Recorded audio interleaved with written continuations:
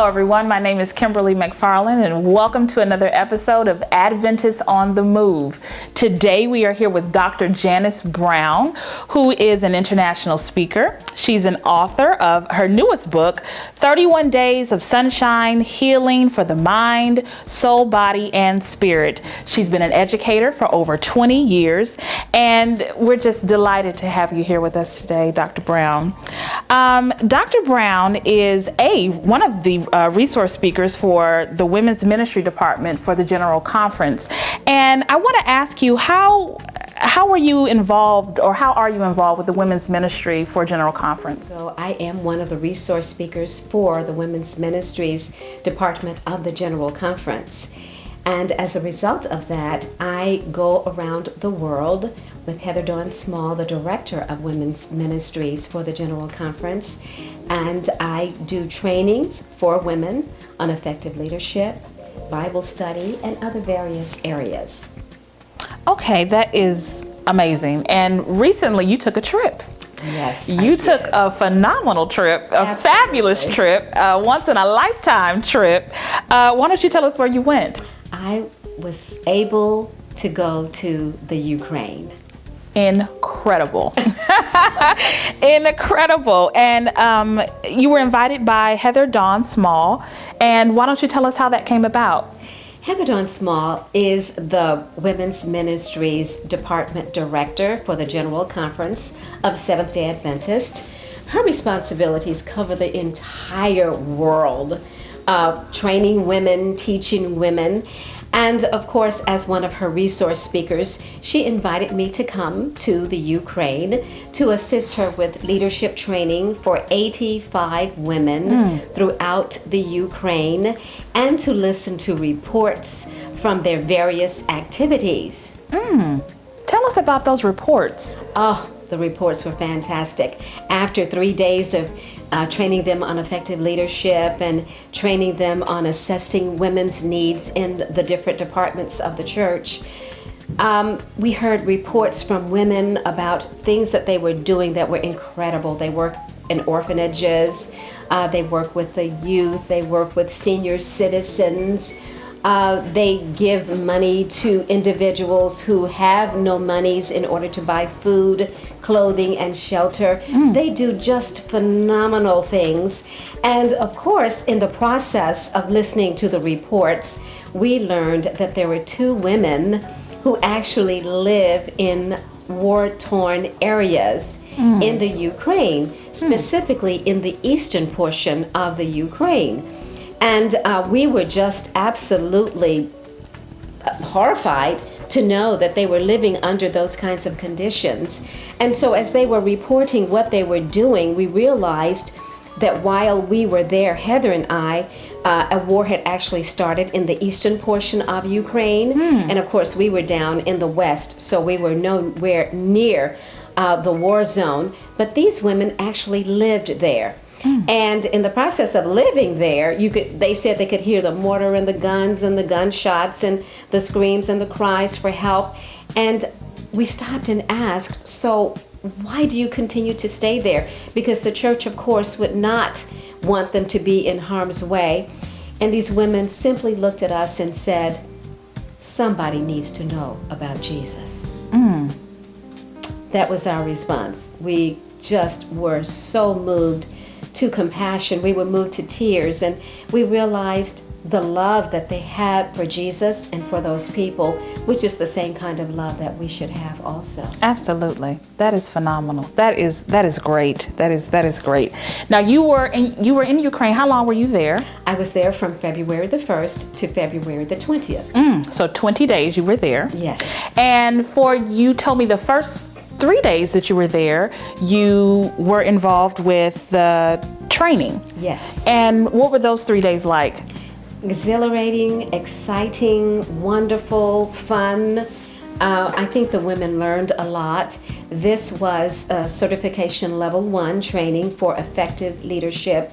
You know, anytime that you are leading women or anyone, you need to have the tools to lead them correctly. And that was the purpose of this leadership training. Great. That is great. And for the rest of the time when you were there, what were you involved with? Oh, this was really exciting also, Kimberly. I tell you, I was able to be involved with conducting an evangelistic meeting. Incredible. Can you believe it? That is incredible. How did that go? I loved it. It was so wonderful. You know, a couple of weeks before I got the invitation from Heather Dawn Small, I was thinking in my mind, you know, I'd love to do an evangelistic meeting. And then I scared myself. It was like, what did you just say? Come on. And a couple of weeks later, Heather Dawn Small asked if I would come and assist her with training and if I would do an evangelistic meeting. And of course the answer was yes. I will be happy to do that. So for 14 days, I was involved in conducting an evangelistic meeting, and it was the time of my life, and I believe the time of their lives as well. Now, who sponsored the meeting? The meeting is sponsored through the General Conference, TMI, which is Total Member Involvement. And this is where every member of the Seventh-day Adventist Church can be involved in evangelism, be it feeding the homeless, or be it helping youth, or be it doing an evangelistic meeting. And of course, I was involved with the evangelistic meeting. And can I tell you what this meeting was all about? Sure. Who it was with? I was actually, you know, God has a way of doing things in such a wonderful way. As you stated earlier, I have been an educator. I teach psychology, and I've taught psychology for over 20 years. So I'm involved with millennials. And can you believe this? The church where I conducted the meeting was a millennial church. It was wonderful. A millennial pastor, a millennial congregation, and some older people in the congregation, 40 up to 90, who wanted young people to come into their church so that they can continue having the church to grow and develop. So I was at this millennial church, and it was just an exciting meeting each night. Now, where were the meetings held each night? That's a great question. The meetings were held at the church. They have 3 floors. The first floor is where the sanctuary is located. The second floor is where they have the children, because they teach them Bible studies. And then the bottom level of the church is their cafe. It is their cafe. So we were at cafeklubach.com. Wow. And the cafe is opened once a week to the public, where they can come in, and for a small amount of money, they can buy a meal, and they do Bible studies, they listen to beautiful music, and they're able to drink herbal tea. So this is where we had the meeting for those 14 nights at Klubach. Wow. Oh my goodness. Now, how was it well attended? How did the flow of people coming in, and how was it well attended? Let me tell you, God is in the miracle working business. The Pastor Alexander Kopetas, he said, Dr. Brown, I am so excited. It's a miracle. It's a miracle. And of course, I didn't know what he was referring to as the miracle at the beginning. I said, miracle as in, he says, we have visitors. He said, usually 1 or 2 people will come in, but we have 17 visitors. Oh my goodness. He said the church members are so excited. He said, we've never had that many visitors ever. And he says, in fact, we have a request of you. And I wanted to know, what is this request? He says, we know that every Thursday night, the other speakers are taking Thursday night off. But if you would, please, would you not take Thursday night off?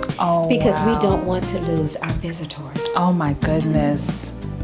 That is a blessing. That is such a testimony. That is amazing. It was wonderful. That is amazing. Now, you were there in Ukraine. You were doing the trainings and your evangelism. But tell us a little bit about Ukraine. how was it being there? How was that experience for you? I don't want to sound trite, excuse me, but it was really a beautiful experience. Ukrainians are very warm. They were very friendly. They were very open. I just enjoyed being with them very much. And of course, they are some of the most talented people. It seems like everybody I met can sing. They had the most beautiful voices. In fact, the very first Sabbath that I was there at one of the churches, the music was so beautiful that it brought me to tears. You know, I love music. And listening to them sing was just the most moving, beautiful, spiritual experience I think I've ever had. There was one group in particular that I loved, and they were called the Bandoras. And they're beautiful people. They were dressed in their beautiful native wear, and they had what looks like a guitar, except it's round at the bottom. And they played and sang the Bandoras, and it was so beautiful. And of course, I had another wonderful speaker, Michael, who sang so beautifully, such a beautiful tenor, that when he sang, I just sat and just felt chills all over me. There were just so many people that had beautiful gifts and talents and abilities. They play the piano, but then again, it's Europe. Beautiful music. It was wonderful. Absolutely. Now, everything we do is a learning experience, is what I like to believe. Everything we do is a learning experience. What was the most, I guess, maybe the most memorable, or what taught you the most while you were there? Like, what was the most memorable experience that you experienced while you were there? There were many, but I think to name a few. One was that I was so well accepted, and I could feel their love, their appreciation, and I felt very welcomed. People would come up to me and just hug me. They'd come up to me and kiss me on my cheek. The children would come up and just put their arms around me. And I just felt so embraced. I kept saying to myself, this is the way heaven will be. We will just love each other. We'll just be together. We would just accept each other. And so that was very memorable for me. And another memorable experience was the food. Was it good? Oh boy, I tell you, the food was wonderful. They eat in courses, and of course the first course is borscht, which is soup. And I've never had so many different kinds of soup in my life. It was delicious. And after that, there were all kinds of vegetables. And they grow their vegetables, and of course they're very healthy, organic. And of course every tea is herbal, made out of different kinds of fruits. The breads were freshly baked. But the desserts, I tell you, they were not quite as organic as one would think. You know, the chocolate was just wonderful. Oh my. And, but it was a carob chocolate. Really? Yeah, and I didn't know that because I was not eating it because I have an allergy to chocolate. But and so I was turning it down, and Heather says it's not cocoa. It's and I went, really? Let me tell you, from that day on, I was eating. It was delicious. It was wonderful. Oh my goodness. So the cooks were great as well. That's wonderful. That is amazing. What's one thing you brought back from that entire experience that you can look back on your trip to Ukraine and you say, that is something I will always carry and cherish with me about that trip? What's one thing you'll always just remember about that trip? The first thing that I will always remember is that women are women wherever we go, all over the world. We have the same thoughts, the same feelings, the same needs. And what we need here as women, those women in Ukraine needed the same thing as well. They have families, lots of responsibilities, they have husbands, and they're involved in all kinds of activities. And I just saw a mirror of the women here and of the other many places that I've gone before in Africa, in Asia, in Canada, and other places. Women are women, and it's so beautiful to see how women coordinate their lives in Christ with families and with others. The second thing I think that I will take away is the gospel of Jesus Christ being carried into all the world. And Ukraine is part of all the world. And to be able to speak with them night after night about the gospel of Jesus Christ and his soon return is the greatest gift I think I have ever been given as far as doing God's work and doing his will. Thank you so much, Dr. Janice Brown, for being here with us today. Thank you so you. much. It was such a blessing to have you here. Thank you. Once again, my name is Kimberly McFarland, and thank you so much for tuning in to Adventist on the Move.